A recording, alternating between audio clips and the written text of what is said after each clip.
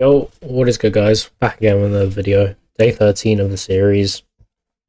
And this one I'm passionate about, honestly. So today we're going to be learning about order blocks. Yep. This is probably one of my favorite confluences to use when trading, as I do understand it the most. There's two ways I do it. I'll teach you the way I was taught it, and then the way I've also kind of used it. So with order blocks, right, we must understand. Let's just draw a little trend.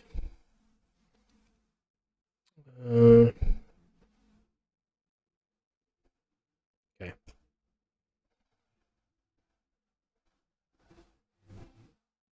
Hold up, that was terrible.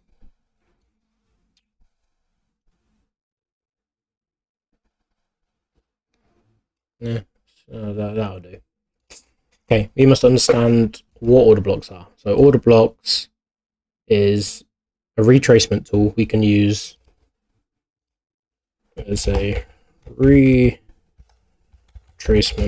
tool to use for more confirmation. And with that retracement tool, order blocks are a way of filling more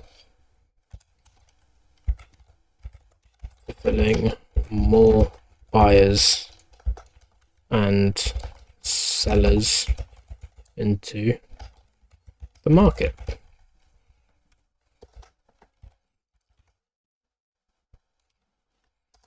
And you'll know what I mean by that in a second. Confirmation.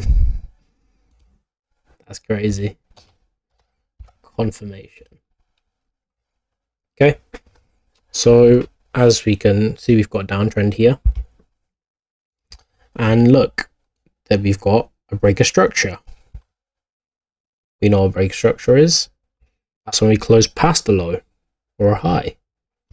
So if I was to draw this on the other way around, look a bit like that. Okay. So we've got a breaker structure there. So what do? We close past it, make a leg down, and we retrace up. Our order block, if I can find it, is here. This is our order block. Why? We decided to retrace back into here, tap in more sellers, and rally lower. Okay. Oh, I just realized I'm in the way. What? I'm kind of getting a hang of OBS, you know. Okay, over here. What do we have? Just get my paintbrush out. We have a high, and we close past the high. There's our breaker structure. But we also get a big leg up and a leg back down. Why? We're fulfilling more orders in order to go higher. So this is our order block. So it's that leg up prior to the breaker structure. And you understand what I mean by that. So what to do? No. Let's go try find some examples within the markets. I'll teach you the first way of how order blocks are before we get into another example. Sorry about the background music. Mother's cooking up, you know.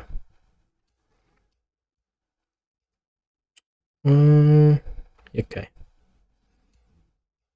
See an example right here. Okay. Like, it's probably one of the easiest things. Once we see a liquidity sweep and a breaker structure, we can call that the order block. See if it retraces back in, and we enter off that, because it's a really strong example, and it prevents us from getting stopped out if we entered off a breaker structure, you know? So we have a high here, close past it. What do? Close past this high. Most retail traders will enter after this breaker structure. Whoa, wrong thing. Yeah, most retail traders will enter after the breaker structure. But what would happen? Let's say they see an uptrend for a while, they're trying to target these highs up here. Yeah, trying to target them highs, we enter here. We probably will get stopped out if we move our stop to break even. Yeah, so order blocks prevent that from happening. Order blocks will prevent that from happening and give us a good entry when trading. So look, there's our order block right there. Tap in, rally. We take out these highs, the highs we wanted to take out. Yeah. Okay. Find another example. Okay, this is just a bigger example of what an order block. Okay, we have a high here, broke structure. Like, it could be instant. Big order block, I know. But, hey. What do?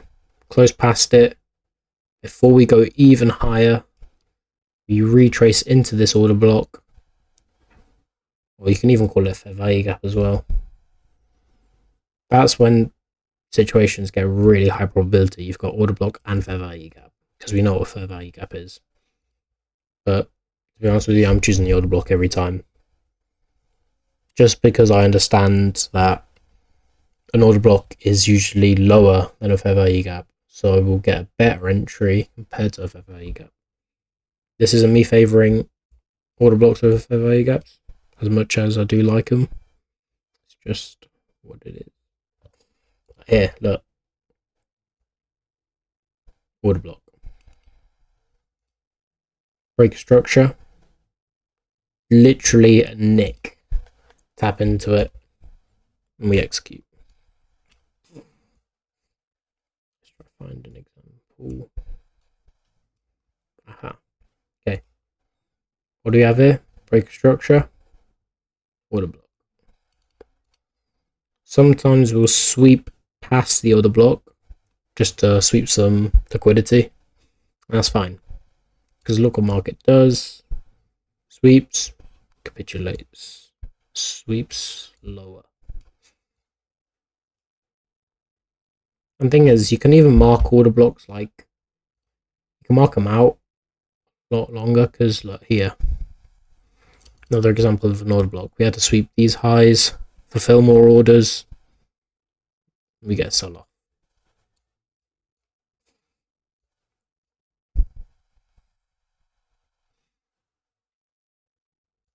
Trying to find another example.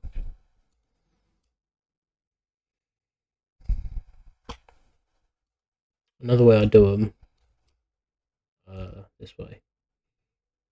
Sometimes I'll call like areas of consolidation an order block, just because. Yeah. Okay. Look, another example of an order block. Okay, we have a low here, break a structure, boom. What do? Fulfill more orders. We went low. What do?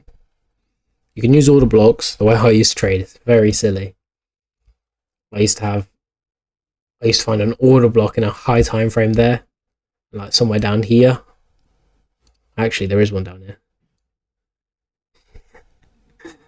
Yeah, there. Oh, well, it depends on the time frame, but yeah, we'll call that. Let's just say there. I used to have 2 order blocks, and I'd trade between these ranges. So I'd go from there. Yeah, it is stupid, but it did work. And I was catching big moves.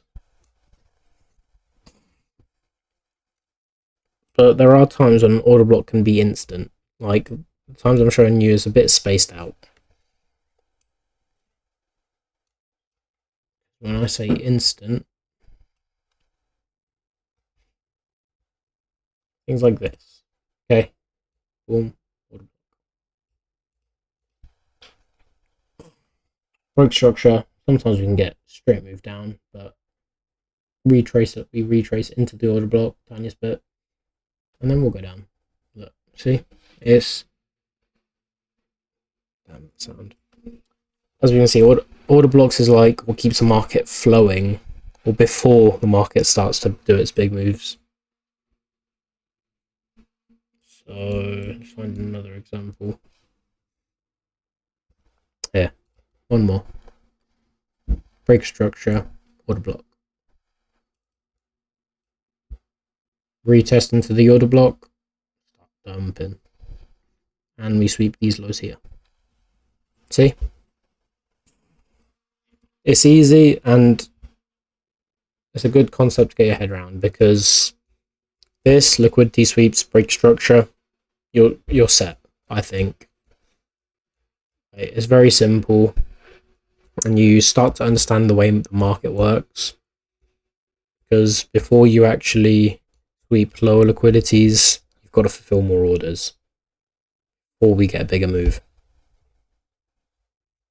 Or before we go higher, we've got to fulfill more buying orders.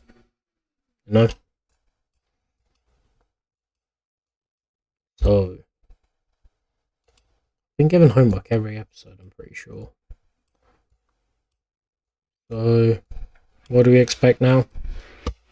Homework. We'll keep this as our way of understanding order blocks now, because I feel like the other way I do it is quite, not complicated, but it just isn't as consistent.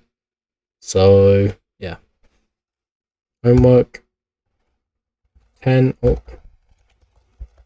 gosh, 10 bullish examples of an order block.